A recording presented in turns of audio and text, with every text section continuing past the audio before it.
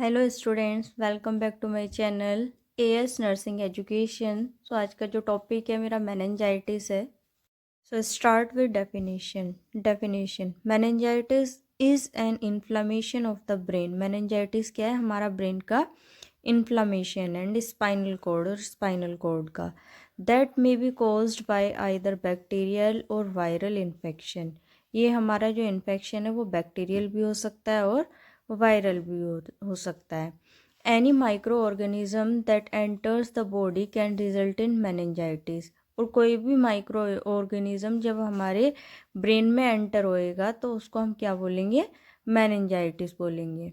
Bacterial meningitis is a serious infection that is spread by direct contact with discharge from the respiratory tract of an infected person. Bacterial meningitis क्या है? एक serious infection है जो direct contact से भी फैल सकता है, हो सकता है किसी भी पर्सन को। कैसे? जैसे रेस्पिरेटरी ट्रैक्ट इन्फेक्शन किसी भी इन्फेक्टेड पर्सन का।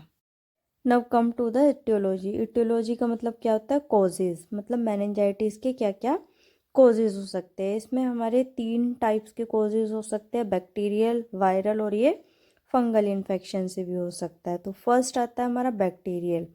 बैक्टीरियल में हमारा स्ट्रेप्टोकोकस आ जाएगा, हीमोफिलस आ जाएगा और इसमें फिर हमारा लास्ट आ जाएगा मोनोसाइटोजेनेसिस। और वायरल में हमारा हर्पिस आ जाएगा, हर्पिस सिम्प्लेक्स वायरस, HIV आ जाएगा, मम्स आ जाएगा। और लास्ट होता है हमारा इसमें फंगल मेनिंजाइटिस। फंगल में क्या है? उसमें मतलब फंगल इन्फेक्शन में कुछ भी आ सकता है हमारा। Now the route of entry. मतलब जो हमारा मेनिंजाइटिस है हमारे ब्रेन में किस तरीके से एंट्री लेता है।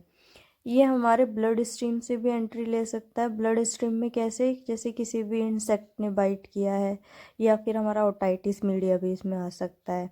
फिर आता है डायरेक्ट एक्सटेंशन। डायरेक्ट एक्सटेंशन में क्या आ जाएगा? हमारी जो फ्रंटल या फिर फेशियल बोन है वो फ्रैक्चर हो जाती है। Then cerebrospinal fluid. Cerebrospinal fluid में क्या आ जाएगा? हमारा ड्यूरल टीयर आ जाएगा।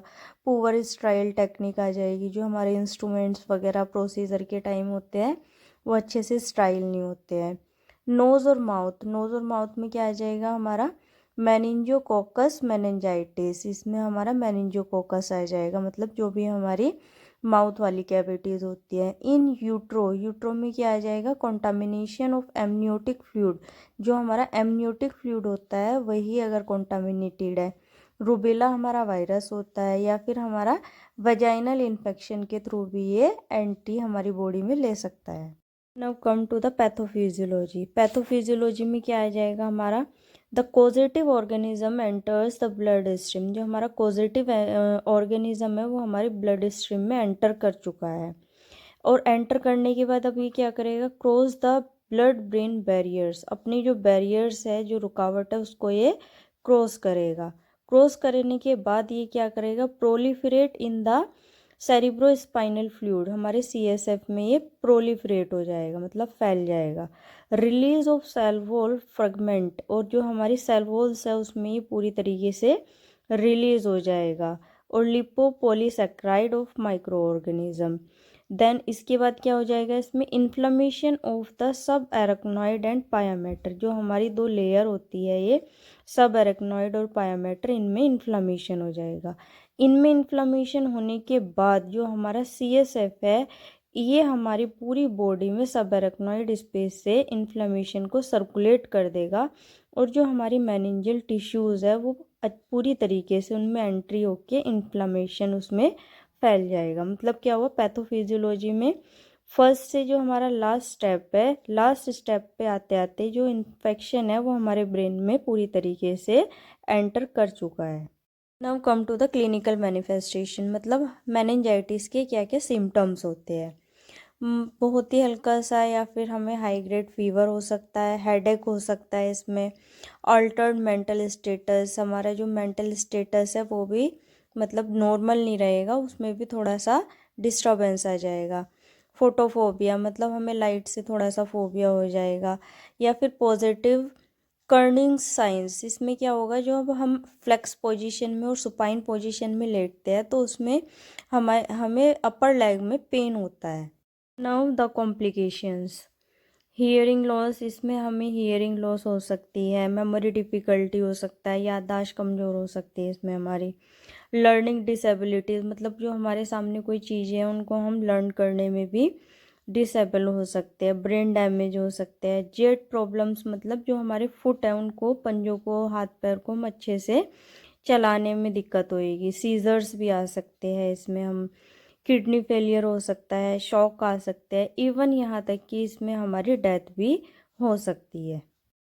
Now the diagnostic evaluations. Diagnostic evaluation में हम क्या करेंगे, सबसे पहले हिस्ट्री कलेक्शन कर सकते हैं, फिजिकल एग्जामिनेशन कर सकते हैं पेशेंट का, कंप्लीट ब्लड काउंट जिसको हम सीबीसी बोलते हैं, ब्लड कल्चर कर सकते हैं हम, इसमें लंबर पंचर कर सकते हैं। जब कहीं से भी कोई भी डायग्नोस्टिक फाउंडेशन नहीं होता है तो हम लंबर पंचर करते हैं। एमआरआई, सीटी स्कैन कर सकते हैं।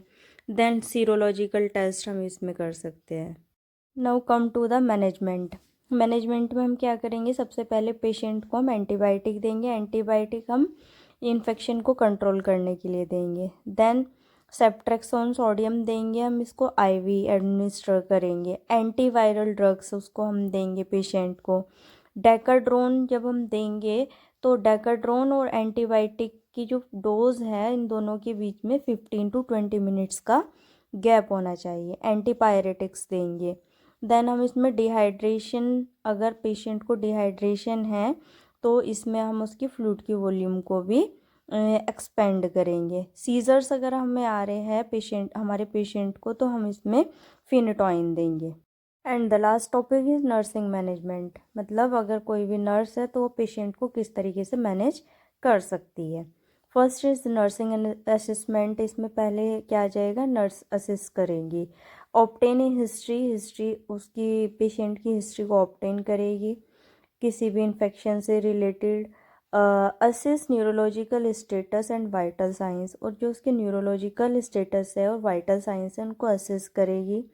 Evaluate for science of meningeal irritation, अगर उसको कुछ भी इरिटेशन हो रही है तो उसके साइंस को वो इवेलुएट करेगी। असिस सेंसो न्यूरल हियरिंग लॉस, इसमें क्या आ जाएगा, विज़न भी आ सकता है, हियरिंग आ सकता है, क्रेनियल नर्व डैमेज आ सकता है। क्रेनियल में हमारी क्या आ जाएगी, फेशियल नर्व आ जाएगी हमारी। और फिर इसमें हमारा कॉग्निटिव फंक्शन सारे के सारे इसमें इंक्लूड हो सकते हैं। Thanks for watching this video. I hope आज का ये टॉपिक आपको अच्छे से समझ आया होगा। अगर मेरा ये टॉपिक आपको अच्छे से समझ आया है तो मेरी इस वीडियो को लाइक करें, शेयर करें, कमेंट करें और चैनल को सब्सक्राइब करें, और ऐसे ही लेटेस्ट अपडेट देखने के लिए बेल आइकन को प्रेस करें।